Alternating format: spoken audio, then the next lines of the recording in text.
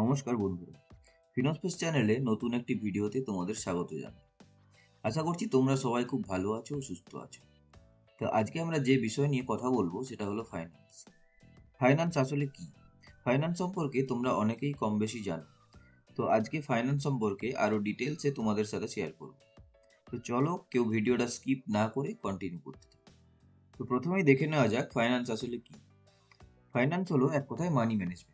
আমরা নিজেরা বা আমাদের ফ্যামিলি মেম্বার বা কোনো কোম্পানি বা কোনো প্রতিষ্ঠান তাদের আর্থিক বিষয়গুলি কিভাবে ম্যানেজ করে সেটা নিয়ে আলোচনা বা সিদ্ধান্ত নেওয়াটাই হলো ফাইন্যান্স। তো চলো এবার দেখে নেওয়া যাক ফাইন্যান্স প্রধানত কত প্রকারের হয়। ফাইন্যান্স প্রধানত তিন প্রকারের। এক হচ্ছে কর্পোরেট ফাইন্যান্স, দুই হচ্ছে পাবলিক ফাইন্যান্স এবং তিন হচ্ছে পার্সোনাল ফাইন্যান্স। আমরা এবার আলোচনা করব কর্পোরেট ফাইন্যান্স নিয়ে। তো কর্পোরেট ফাইন্যান্স কি? কোনো কোম্পানি বা প্রতিষ্ঠান তাদের নিজেদের ও শেয়ার হোল্ডারদের উন্নতির জন্য যেসব আর্থিক আলোচনা বা সিদ্ধান্ত নিয়ে থাকে সেটি হলো কর্পোরেট ফাইন্যান্স। এবার আমরা আলোচনা করব কর্পোরেট ফাইন্যান্সের কিছু অংশ নিয়ে। যেমন ধরো ক্যাপিটাল বাজেটিং। কোনো কোম্পানি তাদের নিজেদের উন্নতির জন্য বা প্রফিটেবিলিটি বাড়ানোর জন্য কোন প্রজেক্টে বা বিজনেসে ইনভেস্ট করবে সেই নিয়ে পর্যালোচনা করে সিদ্ধান্ত নেওয়ার পদ্ধতিকেই ক্যাপিটাল বাজেটিং বলে। নেক্সট হচ্ছে ক্যাপিটাল স্ট্রাকচার। কোনো কোম্পানি বা প্রতিষ্ঠান তাদের রিস্ক নেওয়ার ক্ষমতা অনুযায়ী কোন জায়গায় কতটা ইনভেস্ট করবে, যেমন ইকুইটি, ডেট, বন্ড ইত্যাদি, এইসব নিয়ে পর্যালোচনাকে ক্যাপিটাল স্ট্রাকচার বলে। নেক্সট হচ্ছে ওয়ার্কিং ক্যাপিটাল। কোনো কোম্পানি বা প্রতিষ্ঠানের প্রতিদিনের কাজের জন্য পর্যাপ্ত পরিমাণে ক্যাশ ফ্লো ম্যানেজ করাকে ওয়ার্কিং ক্যাপিটাল বলে। না না, চিন্তার কিছু নেই, এই equity, debt, bond, cash flow এইসব হয়তো অনেকেরই জানা নেই।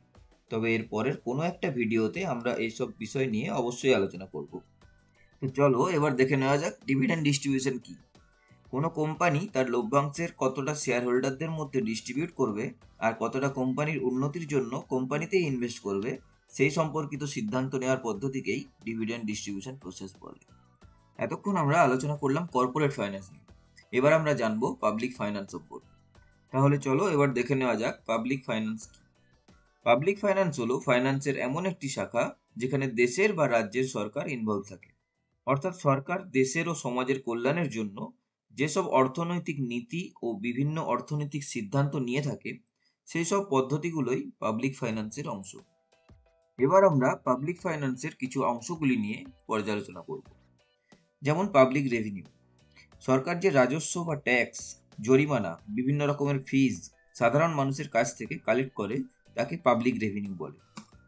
নেক্সট হচ্ছে পাবলিক এক্সপেন্ডিচার। পাবলিক এক্সপেন্ডিচার হলো সরকার সাধারণ জনগণের জন্য যেসব খরচা করে থাকে, এর মধ্যে যেমন বিভিন্ন ধরনের পরিকাঠামো তৈরি করা, মানে যেমন রাস্তা তৈরি, হসপিটাল, স্কুল, কলেজ ইত্যাদি তৈরির খরচ খরচাকে পাবলিক এক্সপেন্ডিচার বলে। এরপর দেখে নেওয়া যাক পাবলিক ডেট কি। পাবলিক ডেট বলতে বোঝায় যখন দেশের ডেভেলপমেন্টের জন্য সরকারের কাছে থাকা পুঁজি ছাড়াও আরও টাকার প্রয়োজন হয়, তখন সরকার বিভিন্নভাবে, যেমন কোনো সংস্থার কাছ থেকে বা কোনো ব্যাংক থেকে বা ওয়ার্ল্ড ব্যাংক থেকে যে ঋণ নেয় তাকেই পাবলিক ডেট বলে। এরপর আমরা দেখব পাবলিক বাজেটিং। সরকার কোন জায়গায় কতটা পরিমাণ খরচা করবে সেটা নিয়ে পরিকল্পনা করাকে বাজেটিং প্রসেস বলে। আশা করি আমরা এটা অনেকেই জানি যে প্রতি বছরই সরকার একটি নির্দিষ্ট সময়ে বাজেট ঘোষণা করে থাকে। পাবলিক ফাইন্যান্সের মধ্যে আরো অনেক কিছুই আছে যেটা আমাদের ততটাও জানার প্রয়োজন নেই। তবে কেউ যদি আরো বিস্তারিতভাবে জানতে চাও তারা কমেন্ট করে জানাও, তাহলে শুধু পাবলিক ফাইন্যান্স নিয়েই আমি একটি ডেডিকেটেড ভিডিও নিয়ে আসবো তোমাদের জন্য। এরপর আমরা আলোচনা করব পার্সোনাল ফাইন্যান্স নিয়ে। এই পার্সোনাল ফাইন্যান্স আমাদের দৈনন্দিন জীবনে অত্যন্ত গুরুত্বপূর্ণ। আমরা এখনো অনেকেই জানি না আমাদের কিভাবে মানি ম্যানেজ করা উচিত। তো এইসব বিষয়ে আপনাদেরকে অবগত করাই হলো এই চ্যানেলের মূল উদ্দেশ্য। তো এই ভিডিওতে পার্সোনাল ফাইন্যান্স নিয়ে সেরকম কিছু আলোচনা করছি না, কারণ ভিডিওটি অনেক বড় হয়ে যাবে। এর পরের ভিডিওতে শুধুমাত্র পার্সোনাল ফাইন্যান্স নিয়েই আলোচনা করা হবে। আর তোমরা যদি পার্সোনাল ফাইন্যান্স এবং ইনভেস্টমেন্ট নিয়ে আরও ডিটেলসে জানতে চাও তাহলে এই চ্যানেলটি সাবস্ক্রাইব করে পাশে থেকো। আর এই ভিডিও থেকে তোমরা যদি কিছু জানতে ও শিখতে পেরেছো তাহলে ভিডিওটি লাইক করে আমাকে মোটিভেট করতে পারো, যাতে তোমাদের জন্য ফাইন্যান্স রিলেটেড আরও ভালো কন্টেন্ট নিয়ে আসতে পারি। এই ভিডিওটি দেখে যদি মনে হয় কারো হেল্প হতে পারে বা যারা ফাইন্যান্স সম্পর্কে জানতে ইচ্ছুক তাদের সাথে ভিডিওটি শেয়ার করতে পারো। তো চলো দেখা হচ্ছে পরের ভিডিওতে, ততদিন পর্যন্ত সুস্থ থেকো, ভালো থেকো।